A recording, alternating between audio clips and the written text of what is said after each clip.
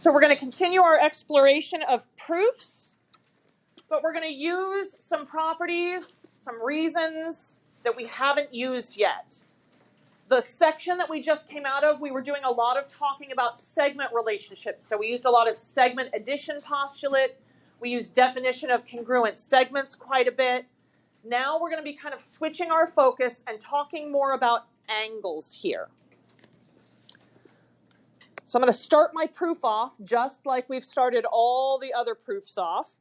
What do I want my very first statement to be? Angle 1 and angle 3 are supplementary.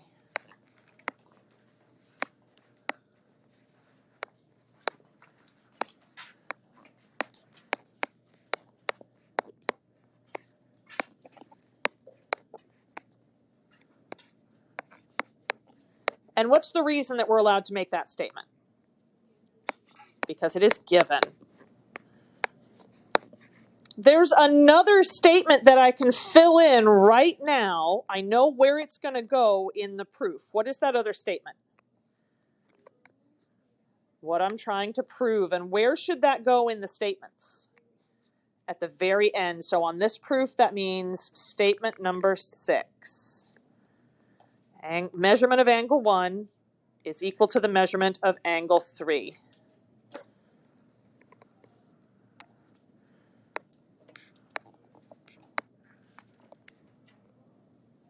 Or sorry, angle 2, not angle 1. Measurement of angle 2, I read that wrong, is equal to the measurement of angle 3. All right, so I'm going to go ahead and mark on my picture. We said that these two angles are supplementary.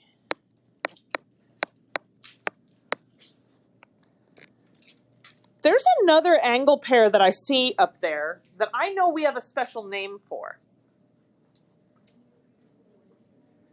Yeah, 1 and 2, and you're right, those are a linear pair.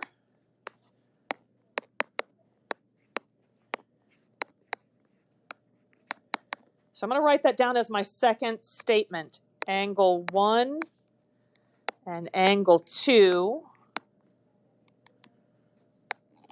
are a linear pair.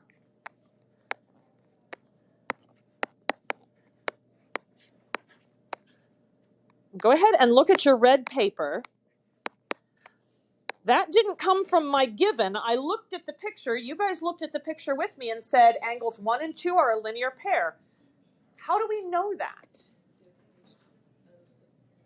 So close. Definition of a linear pair, yes. Definition of a linear pair.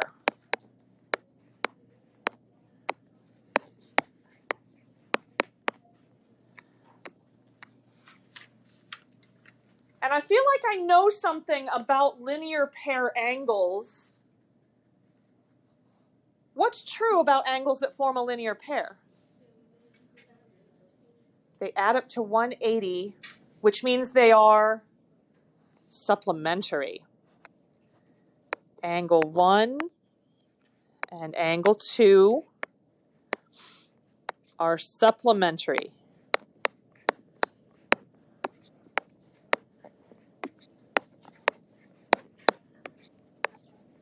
I want you to look at your red paper. We said angles 1 and 2 were a linear pair. Why does that mean that I can now say they are supplementary? Close. What's the definition of supplementary angles say if you look at the example there?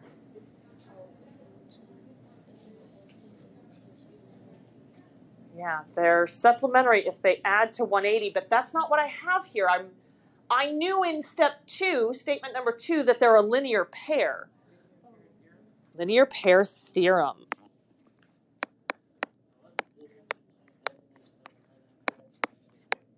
Good question. Let me write it down and I will explain. So the definition of a linear pair. This is what allows me to look at the picture and things that I am allowed to assume based on that picture. So definition of a linear pair is when I look at the picture and I see two angles that have a common side, this side right here for angles 1 and 2, And their non-common sides form opposite rays. So being able to look at the picture and recognize a linear pair. Ooh, here's two angles. They're adjacent. They have a common side. Their non-common sides form this straight line. That's the definition of a linear pair. When I first introduced you to the idea of a linear pair, I told you what to look for on a picture. So that's our definition. The linear pair theorem is what I had to tell you about them after we recognized them in the picture. I said linear pair angles, what makes them special, the relationship that they have to each other, is that they are supplementary. That's what my linear pair theorem tells me. Definition helps me recognize it in a picture. Theorem tells me what the relationship is of those two angles to each other. Does that help? Yeah, so pretty much what he's saying is that if I look at a linear pair, then I know it's a linear. So definition of a linear pair is looking at something that it's a linear pair. Then the linear pair theorem is pretty much saying that the two opposite rays make a 180-degree angle. Yes, along those lines. You're on the right path. Yes. I would say your thinking is about like 95% of the way there, which is fantastic. Okay, so we look at the picture, we see the linear pairs. That's my definition of linear pair. We know that linear pair angles are supplementary. That's my linear pair theorem. What do we know about supplementary angles? They add up to 180, so that means the measurement of angle 1 plus the measurement of angle 2 is equal to 180 degrees. Are there any other angles that we've talked about that we could write a similar equation for? Are there any other angles that we've already written about in this problem that we could write something plus something equals 180? Angle 1 and angle 3, because we said those were supplementary. That was given to us at the beginning. So the measurement of angle 1 plus the measurement of angle 3 also adds up to 180 degrees. And I've already heard this reason running around. Why can I know two angles are supplementary and then be allowed to say that means they add to 180? Yes, definition of supplementary angles.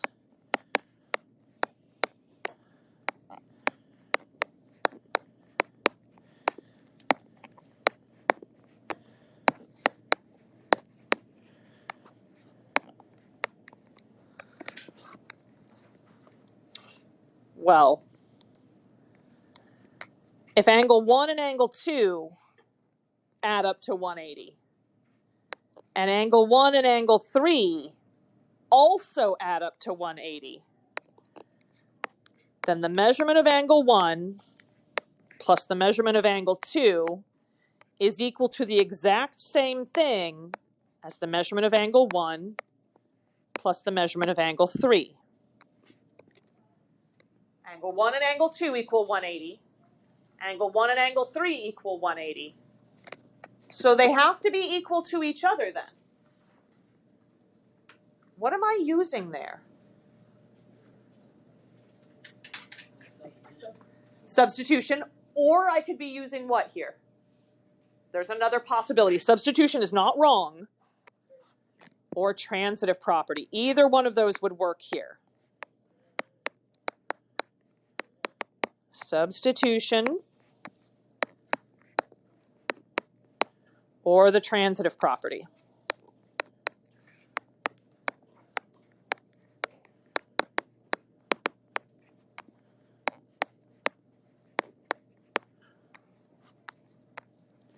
I want you guys to look really closely with me at statement number 5 that we just wrote down here in red, and statement number 6, what I'm trying to prove. There should be some things that you notice that are the same between them. What's the same? Measurement of angle 2 and the measurement of angle 3. That stayed the same. Measurement of angle 2 stayed on the left-hand side. Measurement of angle 3 stayed on the right-hand side. So what happened here? It got subtracted out. Angle 1 disappeared from both sides. What property are we using when we take the same thing away from both sides? Subtraction property of equality. Very nice.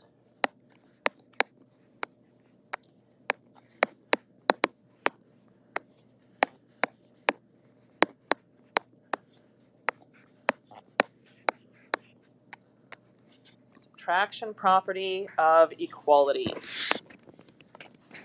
Beautiful work.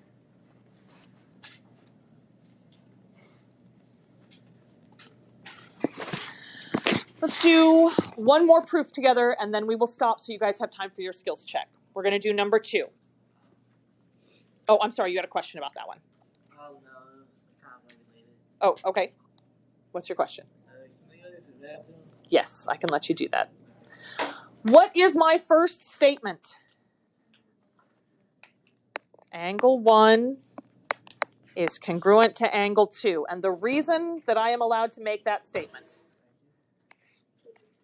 because it is given. What else can I fill in? Angle 3 is congruent to angle 4. That will be my very last statement down here. What'd you say? They are a linear pair, but in this case, it says they're congruent. So let's see if we can figure out why, because that doesn't usually happen. All right, we were given that angles 1 and 2 are congruent to each other. They're a linear pair, but they're congruent, which means they have to be how big? They'd have to be 90, right? I don't need that fact to do the rest of this proof, but it's kind of nice to know that if I have 2 angles that form a linear pair and they're congruent to each other, that means they both have to be 90. There's some other angle pairs up here that I see that would have to be congruent to each other. Angle 1 is also congruent to what? Angle 3. Angle 1 is congruent to angle 3. Are there any other pairs that are congruent up here? Angle 2 and angle 4. Angle 2 is congruent to angle 4. What kind of angles are 1 and 3 or 2 and 4?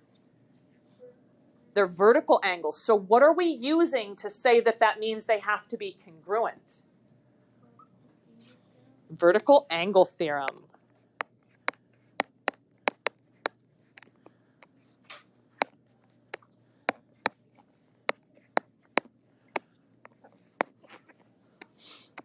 All right, let's look at where we're trying to get to. What I'm trying to prove has angle 3 on the left-hand side, right? And what I have right here in statement number 2 has angle 3 on which side? Has it on of the congruence symbol. Yeah, in what I circled in black, angle 3 is on the right-hand side of the congruence symbol, right? But in what I'm trying to prove, I want it on the left-hand side. So I'm going to switch that around. We're going to say angle 3 is congruent to angle 1. Why would I be allowed to flip things around like that? What property lets me take something that's equal or congruent and just flip it? Which one? Not transitive. Which one? Not reflexive. Reflexive is when it's equal to itself. Symmetric, yes. Symmetric property is when we take it and flip it around.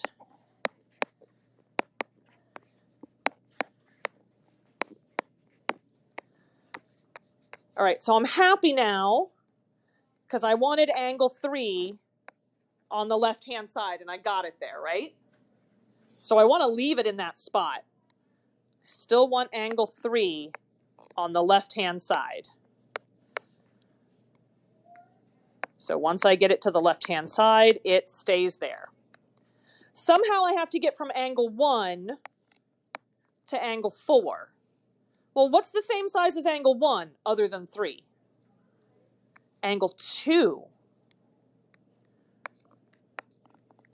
That's part of my given information, that angles 1 and 2 are congruent. So what am I doing here to get from angle 3 is congruent to angle 1 to saying that means angle 3 is congruent to angle 2? Substitution. Or I could be using what? It could be something other than substitution. What else could this be? The transitive property. So you can call it substitution, or you can call it the transitive property.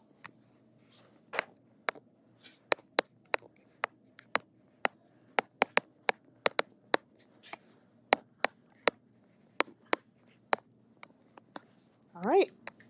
Well, then we move and we take the 2 out, and I say that it's congruent to 4. That's what I was told right here, that angles 2 and 4 are congruent. So am I allowed to swap them out for each other like this? Yes. Using what? Or? Substitution or transitive property again. Yes.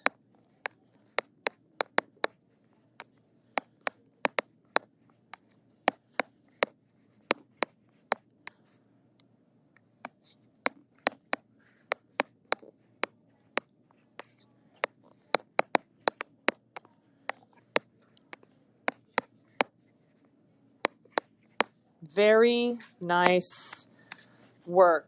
That is where we are going to stop so that you guys have plenty of time for your skills check. You can go ahead and put your notes away. The homework that you guys picked up on your way in the door is due on Tuesday. Due on Tuesday. We will finish up your entire packet on Monday. And then Tuesday and Wednesday, after we grade your homework on Tuesday, we'll review for the test. Wednesday, we'll keep reviewing for the test, and then your test is on Thursday next week.